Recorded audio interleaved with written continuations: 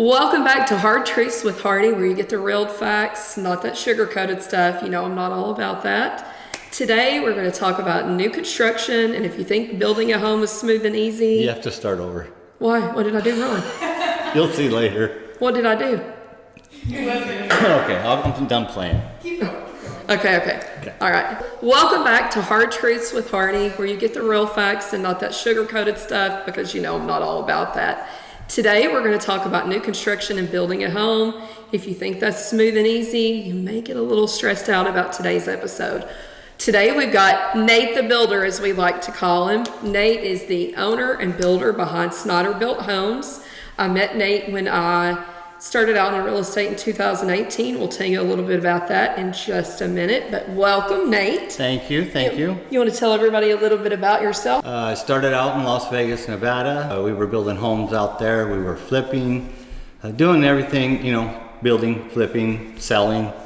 I had a pretty big company out there, and one day I just looked at my wife and I said, "We're done." And she said, "Where are we going?" So we literally threw a dart to Tennessee. I didn't know that. Yeah. We came here, and what I know now as Pellissippi Highway, rented a car, never been here, didn't know really anyone, drove down the road, and she said, "This is it." Wow, when I came to Knoxville, I'd never been here either. Really? Yeah, they gave me, I was with Walmart at the time, and they gave me two options, and one was Harrodsburg, Kentucky, and I didn't know it, and it's a tiny town with nothing in it, or Knoxville, and I said, I'll take Knoxville, at least it's bigger. I'd never ever been here, and I just had an atlas out and drove to Knoxville. So it took me about 2 years to shut everything down there, come out here. I bought a couple houses. He'd never seen them. I was in Las Vegas. I was on the computer. I'm coming from Vegas. So average home, $300-400. Well, I found this home for like $45,000. And I was like, wow. So I bought it, sight unseen, called the guy. And then I bought another one that was Hokataki Lane. So I would drive back, try to find workers here, while my son and everybody was trying to wrap up. We probably had 35 homes at that time going, so wrap those up. So I drove back and forth for a long time, 2 years. And I learned a quick lesson that, I bought it for super cheap, but it also sells for super cheap compared to Vegas. So I learned that lesson real fast. So do you love it here? We do. We love it here. We don't like the humidity. We love how everybody's so nice. Yeah. I grew up in a subdivision where you could literally reach out and touch the other person's house. And, people pull in their garage and close the garage door, then get out of their car. You never know your neighbors, Vegas treated us good, but it's just that mentality. And here, everybody's like, hi. That's one of the biggest lessons I had to learn when I go to like Home Depot. Mm-hmm. They'd be like playing Amazing Grace on the radio. I'm like, what? And then, funny story, my son was with me and we went to the pro desk, and you got to talk for half an hour. It's just everybody likes to talk. And I'm in the mode of let's go. It's just like embedded in me from being in Vegas. Yeah. And they're so friendly that one time we're walking out of Home Depot and Cody says, "Dad, was that guy gay?" You can't say that on here. I didn't mean it rude. He was just friendly. That's what we weren't used to, was that it was completely like we thought maybe he was hitting on us. And that wasn't the case at all. He was just friendly. Sorry, I didn't mean any offense. All right, go ahead. You can tell your gay story. I don't know how you're going to edit that, but work it out. So he's like, "Hey, was that guy gay?" And no offense. Yeah. You are, I don't care what you are. But it was just, he was so nice that we weren't used to that. It's just a whole different culture. Yeah. It took us some getting used to try to slow down, not just go. But we finally got here and got settled in, and Amy and I came, I want to say it was probably 3 or 4 years before Cody came. We moved to Knoxville, then we went to Seymour, and we would just drive around in the afternoons and look at properties. That was kind of our thing, get Dairy Queen, drive around, and she would write down addresses, and I would go home, look them up, more houses to buy. We were flipping, and then wound up here in Sevierville. Well, let's talk about how we met. I was licensed to sell real estate in 2018, And I can't remember if your house was the first, second, or third house I sold, but I know it was somewhere between in that line, 1, 2, or 3. But he had a house for sale in Harriman that he had flipped. It was a basement ranch house. And I took some clients that I used to work with at my former job out to look at it. And they loved it. We thought it was really nice and the price was really great. We went under contract. Nate actually had trouble selling that house and he'd offered a bonus on it. So I got a bonus on this house. And when we went back out to do inspections, Nate has this way of showing up to make sure things are okay. He was out there mowing the yard when we showed up to do inspections. So I got to meet him and we started talking and really just kind of hit it off. And I stayed in contact with him, and then we did some flips there for a little while when you were still flipping in Knoxville. I don't remember how many, it wasn't a ton, but a few. Always just really got along real well. Amy, his wife, was his realtor at the time. She always did all of his selling and they kept it in the family. But probably about 6 or 8 months ago, he called and said Amy had decided to retire and not do real estate anymore. So he asked if I'd be interested in working with him again, and we've always gotten along really well, and I've been able to talk easily, which I think is important when you're going to have a relationship with somebody like a builder. You've got to be able to talk about things and be pretty upfront. So we've been back working together ever since then. I think it's been pretty good. He's building a new style home. He's just started in this section of this neighborhood doing modern contemporary homes. We're sitting in one of his new builds. It's a modern contemporary home, and that's what he's doing in this entire section of the subdivision. They are gorgeous. I can't wait for you to see more of the details of the homes. But I wanted Nate to tell us a little bit about why you changed your style of homes and what's different about these than what you had been doing. They're bigger. They're a little more upscale. I was building in the subdivision next door to us, and I always take into a few considerations the area, the existing homes. It's an older subdivision, so I couldn't go over there and put this there because it wouldn't fit. It wouldn't fit the style, yeah. It wouldn't fit the style of the neighborhood. So we chose to build more simple over there, lower price bracket. It's good. I think we did 27 over there total. Treated us good over there.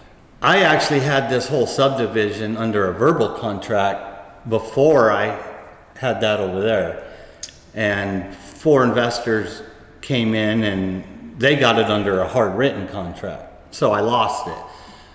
But over the last 2 years of being over there, I drive by this every day and I can see the progress or whatever. And or lack thereof.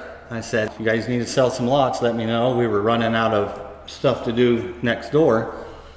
And we got the opportunity to pick up about 30 of them over here. So I have this whole cul-de-sac, the next cul-de-sac over.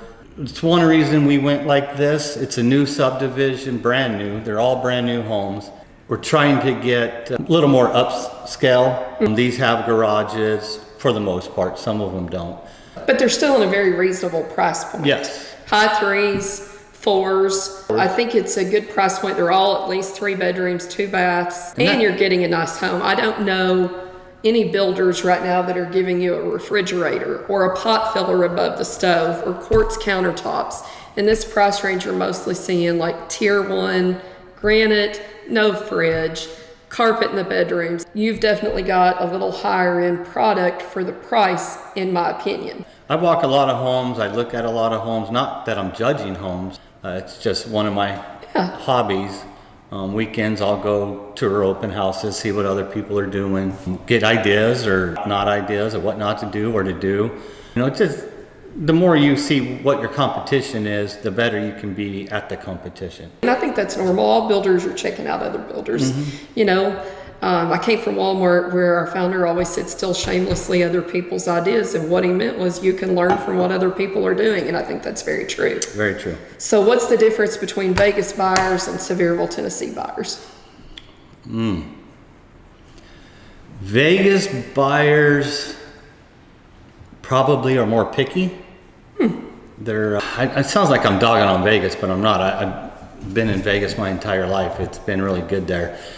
But they want Of course, and there's people here the same thing, that they want something for nothing. And for the most part, not everybody.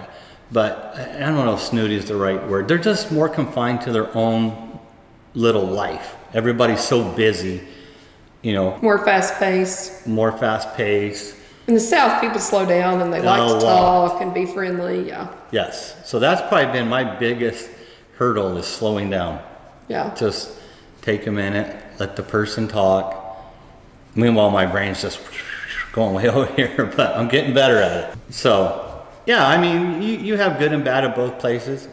I mean, I get some buyers here that I never hear from again, and I get other buyers every other day. But no, for the most part, it's been good at both places.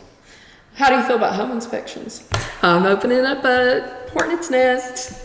Okay, I'm just gonna get real then. Remember, they're gonna come back and inspect our houses. Let them.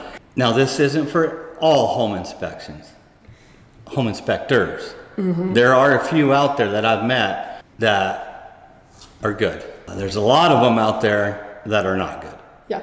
I had one the other day that put on the report that the dryer vent vented into the attic, which obviously would be a fire hazard, right? We went back to the house. It was the bathroom vent. It wasn't the dryer vent. The dryer vent went out to the exterior of the home, and I thought, you're the home inspector. Surely you can tell the difference between a bathroom vent and a dryer vent. No, they can't. Like I said, this isn't all of them. I'm gonna get a lot of hate for this and whatever. They have the word inspector as a title. They took whatever it is, a 40, 80 hour course, and now they're professional home inspector. A couple weeks before that, they were working somewhere. These guys have never swung a hammer, they've never built a house, and I'm sure they'll get better as they do it more. It's like anything. You've got good ones and you've got bad ones, and you've got people that claim they know what they're talking about and they really don't know much at all. They don't have a clue. Yeah. One of the difference on what I do in my homes, if I can, I always take my plumbing venting out the sidewall. I don't like roof penetrations. If your roof's gonna leak, it's gonna leak where there's a pipe coming through it. So I've had it multiple times, and it's almost killed some deals.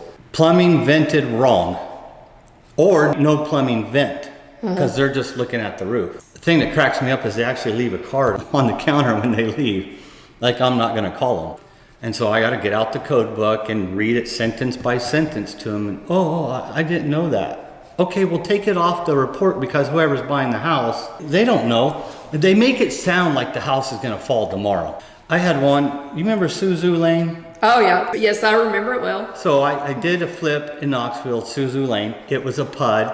It was on city water, city sewer, and it was a nice place. Well, the home inspector came, and I'm trying to remember exactly what he said. He said, water may show signs of contaminant. Recommend licensed water. It was 76-page home inspection. It killed the deal, but it's Knoxville water. What do you want me to do? But that's what I'm getting at on home inspectors. I get calls all the time from buddies of mine, like, you won't believe what this home inspector. I say, yeah, I will. There's actually 5 that I won't let come to my property. And I'm not going to name them. Let's not name those. There is 5. And probably one of the reasons why Amy retired. If they said home inspections next Tuesday, I say, who is it? And if it was one of these 5, I would tell them find another one or put it back on the market. Because they're going to kill the deal. They've never not for me. So now when they kill the deal, the home goes back on the market. Now it has a black eye. Yeah. Well, why did It's important too, if you're the buyer's agent, to set expectations for the buyer. And that's something I try to do. I had this conversation with a family yesterday that I'm working with. The daughter and son-in-law are buying a home. The parents are trying to help guide them. But it's important to set expectations. And so, I had a conversation with them about, you should expect at least a 40-page home inspection. It's not pass or fail. There are things on there that are going to be over and above the building code that are not expected as far as building code, but they're making some suggestions that are good ideas. But when you call a seller and say, will you do XYZ above the building code, most sellers are not going to be agreeable to that, right? If you want to go over and above the building code, that's something you have to do on your own. Right. And then there are other things that we see on 99.9% of every home inspection that we read that just seem to go on every one of them, like negative grading and extending the gutters. I see that on almost all the inspections. So I think it's a good idea as a buyer's agent to preface and have that conversation with your clients so they know what to expect and they don't freak out when they get this really thick report of things that could be wrong with the home. Even on brand new homes. And you got to remember that I have inspections on this all the way from the footing before I can get my certificate of occupancy. So, I mean, I've had a real inspector that's passed. I shouldn't have said real inspector, but I have a real inspector that's went through all this school, and he knows his IRC books, IBC books, fuel and gas codes. He's passed the test. Most inspectors have been in the industry of building, and some of them build on the side. So these guys know what they're talking about. These home inspectors come in and think they supersede the real inspector. So they try to come and go, oh no, that's not code. Well, yes it is. You know, and another big issue is I'm pretty sure they just have a template, and they just fill out the template on every home.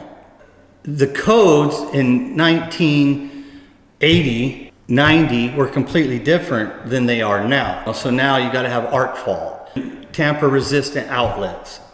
Well, when the home was built in 1990, that wasn't, but they're home inspecting that house as if it was 2026. And the contracts actually say it is not the seller's responsibility to take a home built years prior and bring it up to today's code to sell it. Not unless you pull a permit.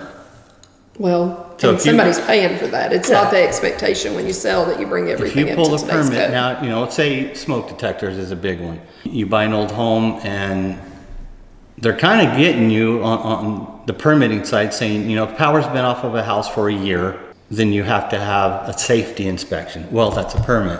Now you got to hardwire all your smoke detectors. Now you got to put arc. And a lot of these wires don't even allow you to put, you know, they're the old outer shield wires. It's just a battle. That's one reason I got away from flipping. And I just said, you know what, I'm going back to building. We're going to build right. And so that's what we've done. Well, I don't blame you. But yes. I've got a question for you. Go ahead. What's it like working with me now as opposed to working with your wife as your list agent? Reword that question like this. How's your relationship with your wife now that she's retired? And that's one reason, and her and I both talked about it. We actually went to the Outer Banks on the way home. We had a long discussion about this. And anybody will agree. I mean, I'm not bashing Amy in any way, shape, or form. But she'll tell the buyer, I'm just going to think of something, he'll put in a garbage disposal. Well, she says she told me, but she probably did, and I wasn't listening. Well, I never did. So now the buyers are yelling at her. So now she's yelling at me that I don't. You see how that constant? And there was times. I mean, when we first came here, we had to sell something, you know, to eat. It was our business. Yeah. We had to sell something. Well, something would fall through. Usually home inspections. The whole idea was have her become our realtor and all those funds get to stay in the pot. And sometimes now that those funds came back, the numbers worked on a certain house. That was the whole concept.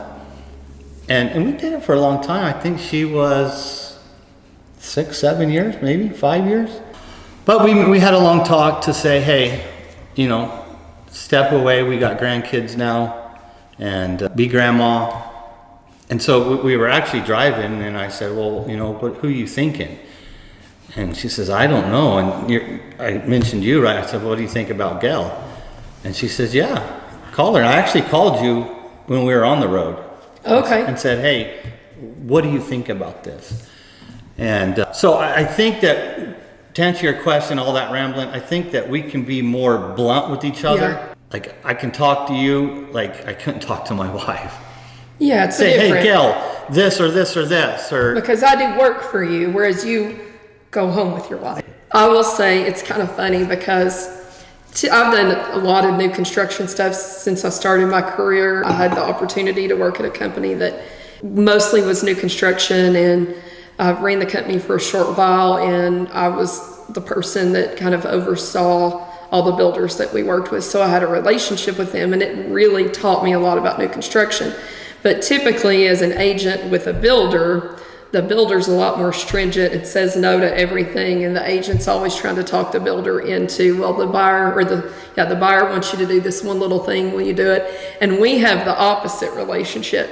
Nate is so nice, and he's always like, yeah, we can do that. And I'm always like, no, we shouldn't be changing the plan. No, we don't need to do this thing that's going to cost more time or cost more money. And I feel like he's always so nice, and I'm always saying, no, I don't think we should do that. And he always reels me back in, you know. So it's interesting to me to see our dynamic versus what I've experienced with other builders. The whole idea of what we do is to build a home and sell home. You want to build a home that's a home and not a house. When somebody comes in, at least for me, I want them to love their home. I don't want them to hate their home. It's a big investment. You know, they come in and 4 months later they hate their home, or this is broke or that's broke, and we just want to build a nice home that people enjoy. And that's how the word of mouth gets out, like, hey, he builds a good home. Mm-hmm. Me personally, I'm maybe biased. I think we build one of the best homes around here. I put a lot more work, literally sweat. I personally dig all my footers, and I'm working with the guys every day. We go 7 days a week. And we want to take pride in it. Now, having said that, it's a new home.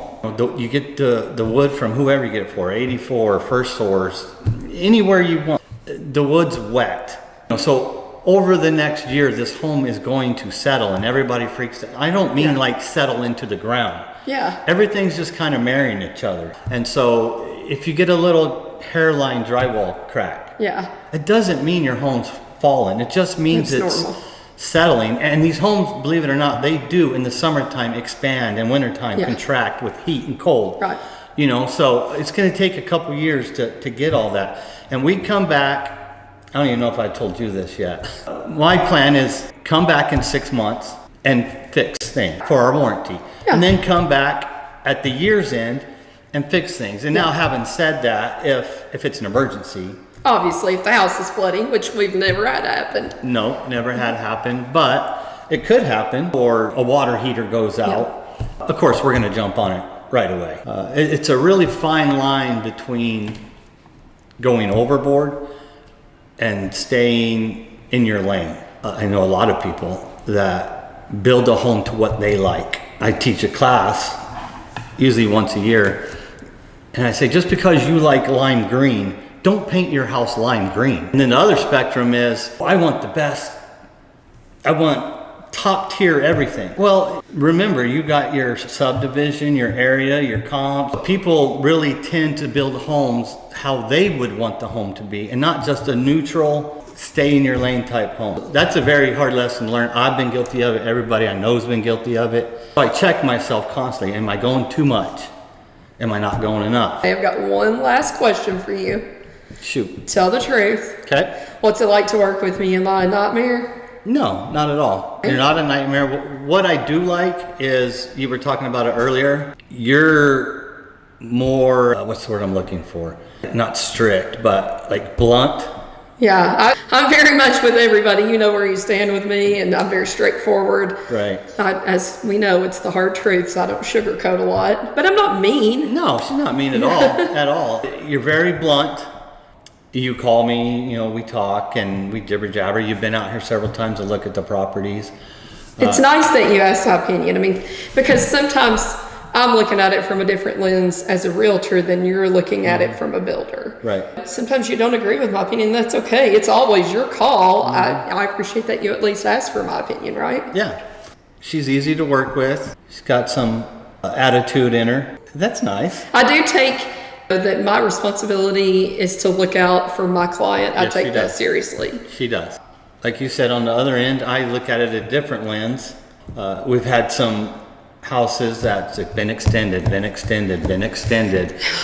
over and over and over and over. And I'm looking at it through the spectacle of, okay, if we do put it back on the market, it may sit for 2, 3, 4 months.